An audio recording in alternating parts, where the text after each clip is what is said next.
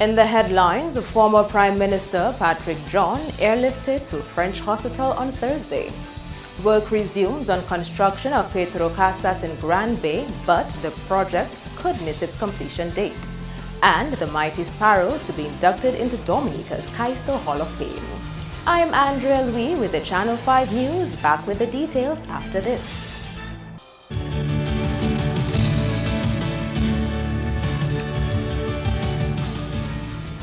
Thank you for staying with us. First up, this report by Thurs7thJan2k16News.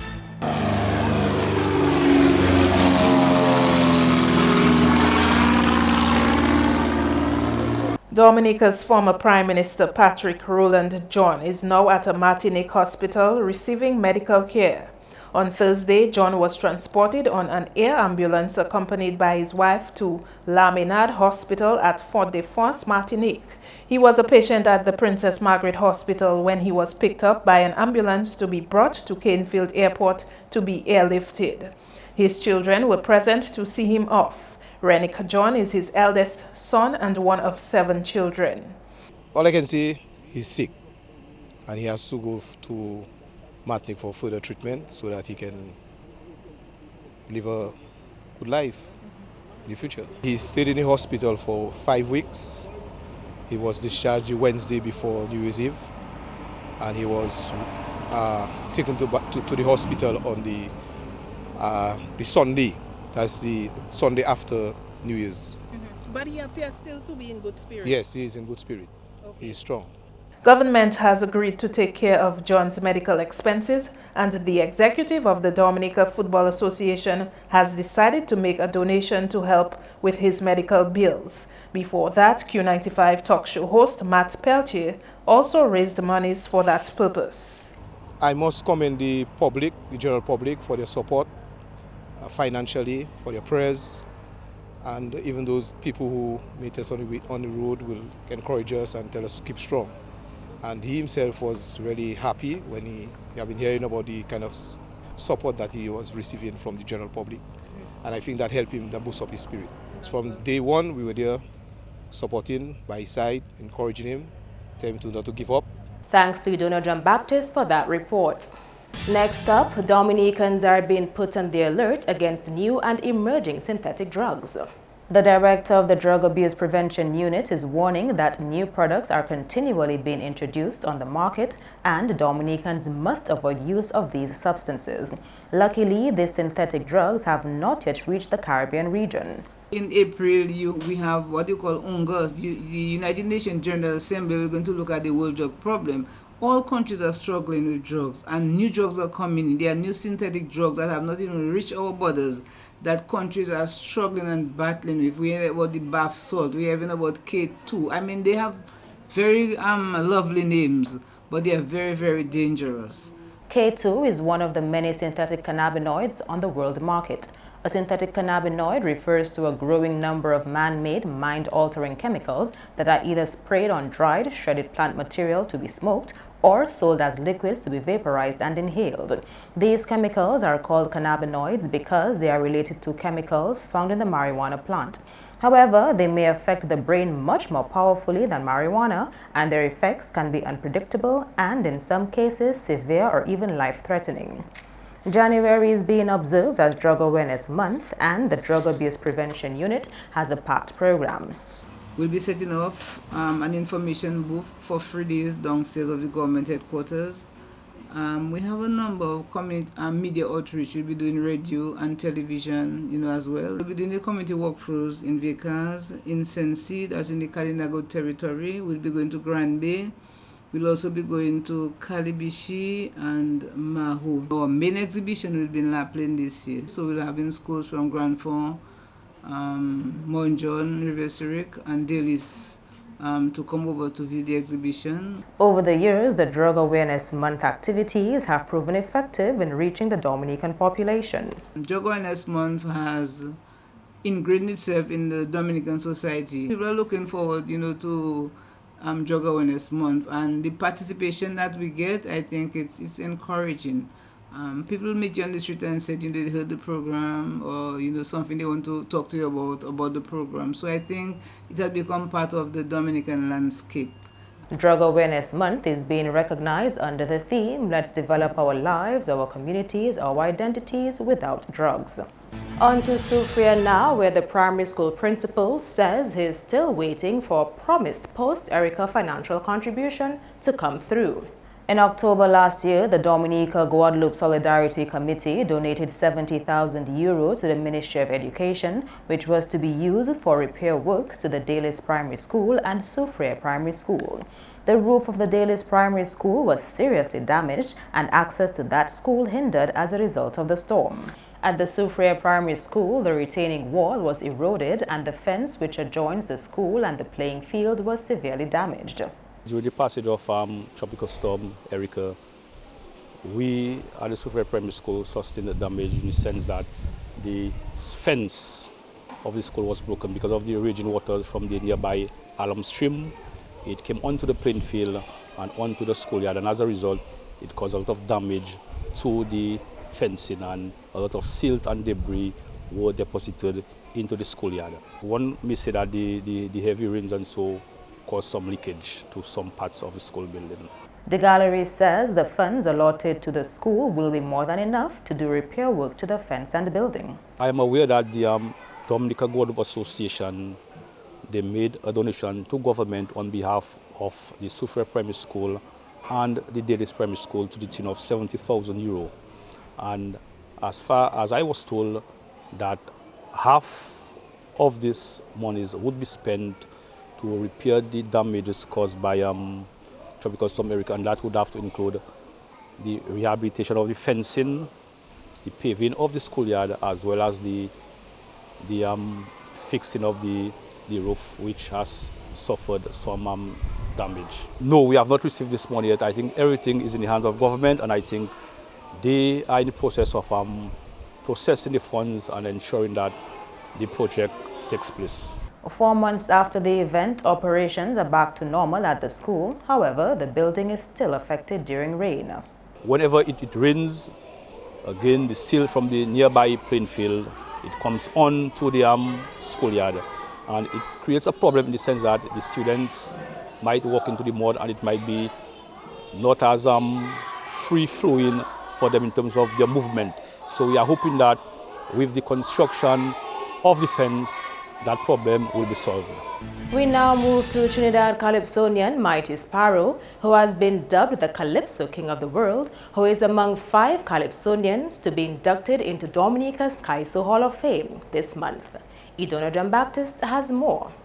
The Grenadian, who has Trinidadian citizenship, will be on island to receive his award, along with 4 Dominican Hall of Fame inductees.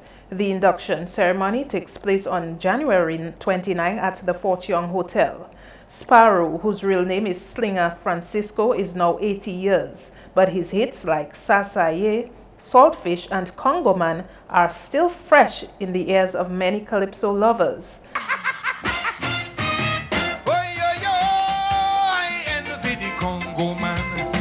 It was me, I want to shake his hand. He eat until his stomach upset. What about you, sir? Sparrow has battled with diabetes and has suffered complications associated with his condition, which led to him being in a coma in 2013. Calypso commentator Ozzie Lewis, Calypsonian and executive member of Calypso Association Kelly the Ghost Williams, Chief Calypso George Patrick Pemberton, and Calypsonian Miko are the other Hall of Fame inductees. A news conference took place on Thursday to announce the inductees. Calypso analyst and former president of the Calypso Association, Alex Bruno, is behind the Kaiso Hall of Fame. The establishment of the Hall of Fame took place in 2008, and we have had 2 induction ceremonies. This is the 3rd one. The Hall of Fame basically, is an idea that I basically brought to life, because that idea would have been around a long time before. Hall of Fame is nothing new.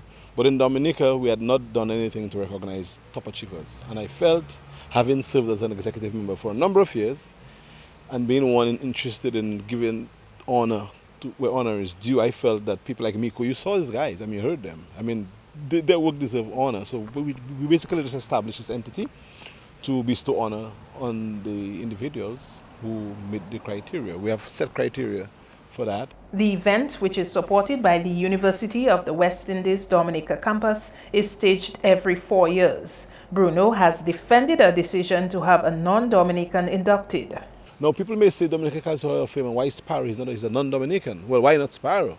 And we didn't say that we're only honoring Dominicans. We're saying it's the Dominica Calypso Hall of Fame. So we have broad reach. Maybe later on you might hear other names, non-Dominican names. What we do as a Dominican-based entity, we try, of course, to expose as many Dominicans as possible who are deserving of it. But there's going to come a time when we won't have candidates, because it's not any and everybody who gets in the Hall of Fame. You have to be deserving of the honor. So let's say in the next 2 or 3 inductions, we do not have sufficient people on pool here in Dominica. What are we going to do? Stop? Members of the Showdown Mass Camp will face consequences if they are guilty of indiscipline, according to a new code of conduct for that Calypso tent. The camp's new manager, businesswoman Dr. Valda Henry, says the move is to ensure greater transparency and governance of Mass Camp. Under the Code of Conduct, Mass Camp Calypsonians and members can be punished if they are not punctual and also have to take an oath of secrecy concerning the affairs of the tent. Well, it has about the disciplining, not just of the Calypsonian, but of the members.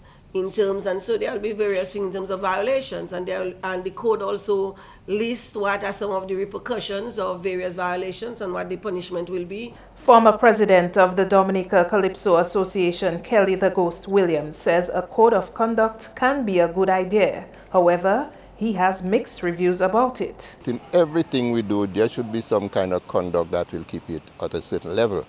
As to what exactly is involved in the code of conduct, because I don't know, I think it's a difficult thing for me to answer.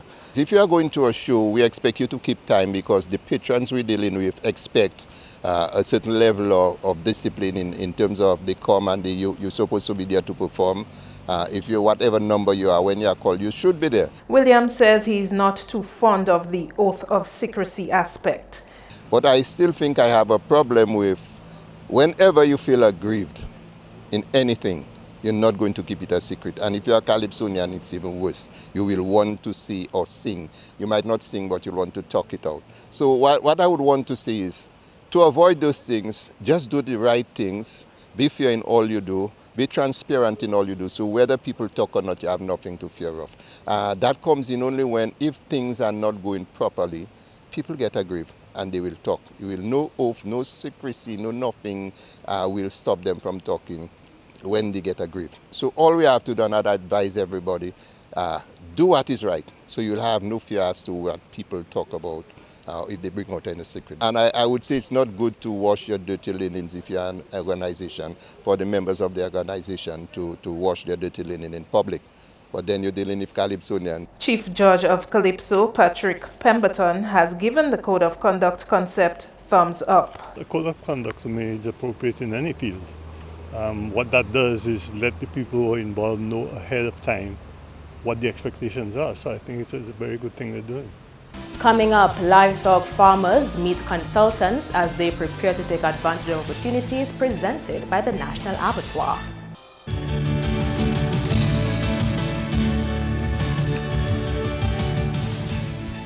Welcome back. A police drug bust on Tuesday evening of over $500,000 in illegal drugs has landed 2 Roseau men and another from Point Michelle in police custody. Police made the discovery in the northern village of Tatan. 3 individuals, all males, 1 from Point Michelle and 2 from Roseau, are in police custody following a successful anti-drug operation at Tatan, which occurred about 6:15 p.m. on Tuesday, 5th January 2016. The Drug Squad section of the Commonwealth of Dominica Police Force seized from a first location 22.6 kilograms of alleged cocaine with an approximate street value of $603,420 Eastern Caribbean dollars and 4.3 kilograms of alleged cannabis weed with an approximate street value of $9,400 Eastern Caribbean dollars. From a second location, 1,589 grams of alleged cannabis weed with an approximate street value of $3,900 Eastern Caribbean dollars was seized. Investigations are ongoing. Construction of 50 Pedro Casas, funded by the Venezuelan government for Dubic residents, has resumed at Grand Bay, but contractors are doubtful the project will be completed in time. After the passage of Tropical Storm Erica, over 100 residents of Dubic were relocated to the Grand Bay Community Center. 300 Pedro Casas were promised to displaced Erica victims. 50 of these were promised to the Dubic people. The project originally started on November 9, 2015 and was scheduled to be completed March month in 2016. The team took a 2-week break for the Christmas and continued work on Monday, January 4. Project supervisor on site says they are currently working on 18 structures.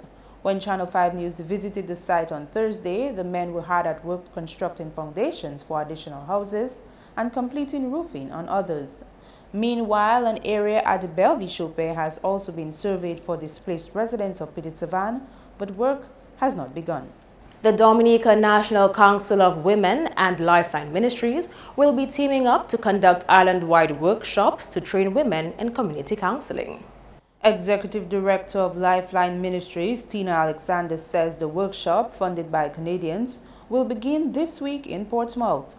She says the aim will be to help women recognize abuse and abused victims, show them how to go about reporting it, and helping them to recover from abuse. Well, they're going to be all over the country. We're going to do 7. So people will be hearing about them in their communities. And the DNCW branches are going to be hosting us. And we're going to be hoping that women will come and contribute their opinions and their experiences so that we can develop an authentic voice of women in Dominica about the challenges they face when they want to report abuse, what they actually experience today, so we can make some really productive and constructive suggestions about how things could be reorganized. Alexander, who is also a counsellor, is still concerned about the lack of resources at the Social Welfare Division. We're trying to come up with some constructive suggestions. There's no point in being overcritical of people who really haven't got the resources to do what they need to do. So what we want to do is to make some suggestions about how it could be restructured and maybe how we could get some resources from elsewhere, because we need counsellors and psychotherapists to be available for people who've been abused. Right now we don't have that. And we need proper training for the people doing the investigations. Right now we don't have that. She says she hopes in the future the police, social welfare and medical teams will work together to prevent further trauma to rape victims. Meanwhile, Alexander says they have seen an improvement from the police and how they handle abuse. They're now having many more women police officers available than they had before, and they're welcoming training that we're offering to the police, so I'm very pleased about that. They're also trying to be tough on the offenders within the force, and that's good too. A team of consultants has been gathering information from farmers interested in providing pork and poultry for the National Abattoir. The goal is to ensure that farmers understand what's expected of them and to provide them an opportunity to air any concerns they may have. The interaction between farmers, consultants, representatives of the Aid Bank and Division of Agriculture began in Lapland this week. The National Abattoir conducted a successful trial run late last year. Now that it's tested and it's working beautifully, we want to ensure that the expectations of the consumers are met with a good production from the farmers. After we have had all the consultations, we are going to extrapolate from all the results of the consultations and put forward a plan that will enable us to move forward. There are going to be a number of recommendations, and I hope the farmers, when they attend, they ask us as many questions as possible, because this is the only way we will know how to move forward. Consultants for this project were sourced through the Banana Accompanying Measures Program, BAM. The objective is to facilitate countries like Dominica to adjust to a new trading environment. And a prison officer with over 20 years in the prison service has recognized the need for a system to follow up with released prisoners. For the first time, the state prison will this year conduct a monitoring and evaluation of prisoners who participated in a rehabilitation program and have completed their sentences. This is an aspect of a rehabilitation program which started last June and is being funded by DOMLEC. This is going to be the first, okay, and it is true that Dominic Carman prison program that is ongoing, because we never have, let's say, or we never really see the need, I should say maybe before, because it is a real expensive venture to do follow-ups of inmates living in the prison. And I think that is one of the ways in which we could maybe effectively try to rehabilitate them, to meet them after discharge, to visit them in their communities. You know, so at least they could see that it has people that are there for them, care about them, so it could really help them. Meantime, August is reporting a decrease in the prison population. Because we actually reached already 275, close to 300. So I must say we have a great decrease. Before, we used to be trying our best to do some rehabilitative programs. But I know right now we are doing much more. We could even see maybe a decrease, okay, in behavior. Before, the inmates used to be more violent, but right now we could see that they are different because we're trying to reach out to them. We're actually helping them every section, every week with a phone call to try to reach out to their families. Those on remands, we try to help them so that they could maybe get assistance from the outside to get bail. That's news. Sports highlights next with Kenny Williams.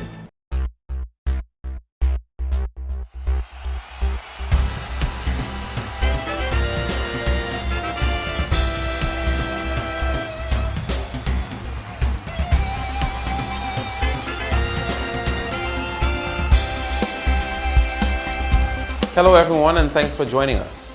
First up in sports, the DFA has cleared the air on its alleged withdrawal of financial support for former DFA President Patrick John. On Monday, the association announced it would make an undisclosed monetary contribution to John to help obtain medical attention for his heart complications.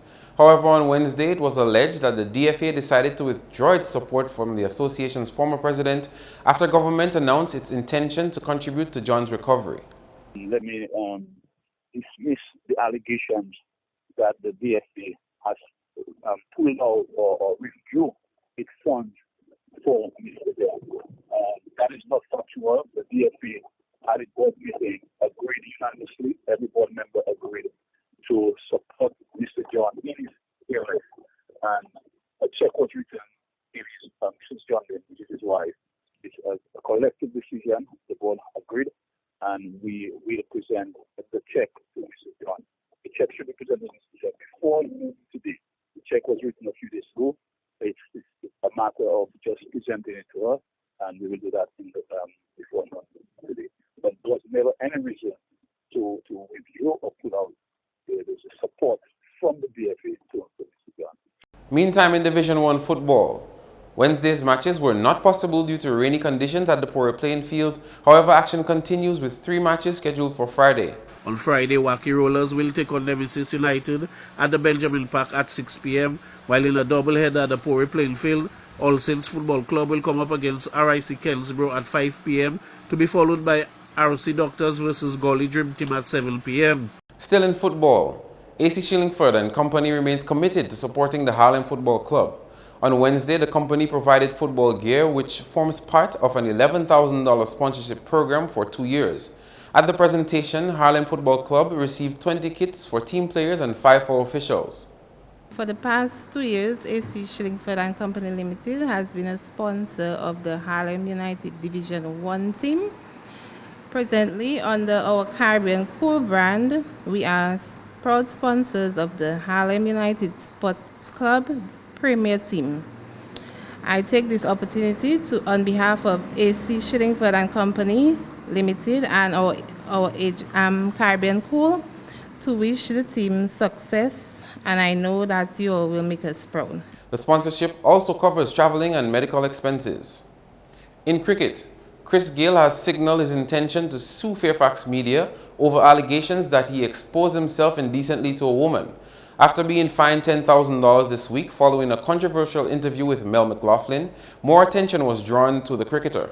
Fairfax Media subsequently published allegations about a separate incident in the team's dressing room at last year's World Cup.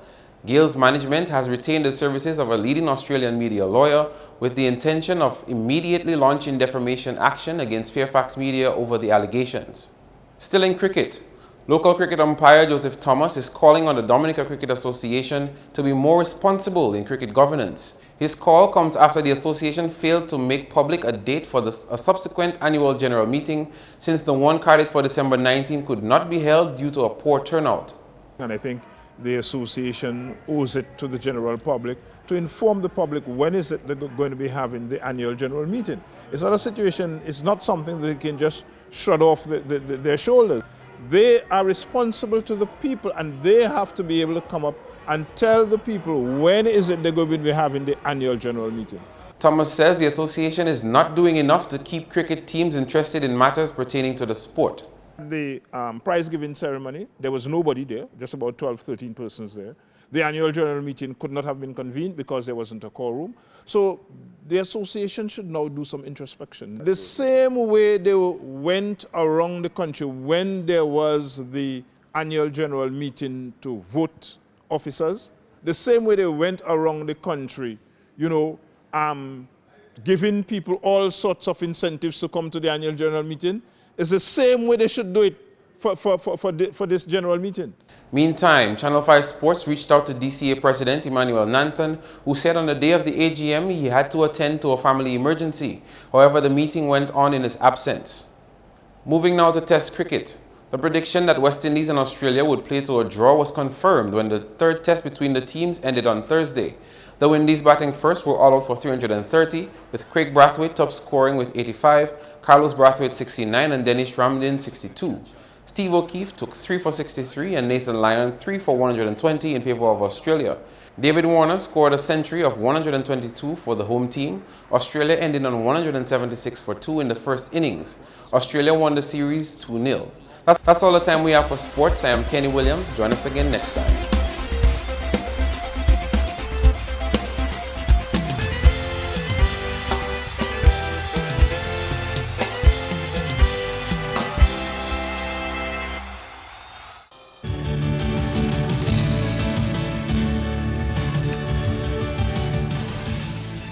Your weather report is next. Good evening. Welcome to tonight's weather broadcast. Earlier, infrared satellite imagery showed mostly cloudy skies across the islands of the Les Antilles today, with Dominica reporting occasional cloudy skies throughout the day. Radar imagery indicated some scattered showers across the islands of the Les Antilles. For tonight, the weather is expected to be partly cloudy to occasionally cloudy with a few scattered showers, and similar conditions can be expected into tomorrow.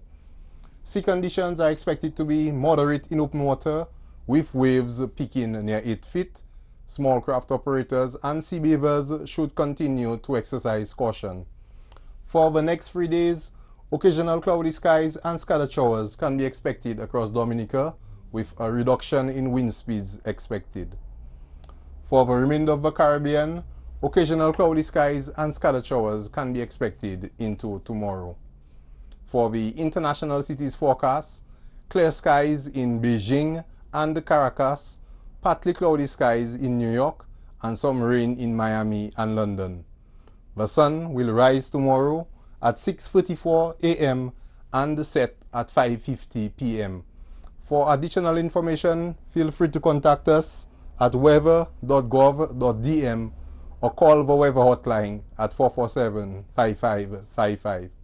Thank you for viewing and have a good night. To end the news, the headlines again. Former Prime Minister Patrick John airlifted to French hospital on Thursday. Work resumes on construction of Pedro Casas in Grand Bay, but the project could miss its completion date. And the mighty Sparrow to be inducted into Dominica's Kaiser Hall of Fame. Email us at news@marpin2k4.com. You can also watch our past newscasts on our YouTube page. On behalf of the entire production team, I'm Andrea Lee. Thank you for watching. Join us tomorrow.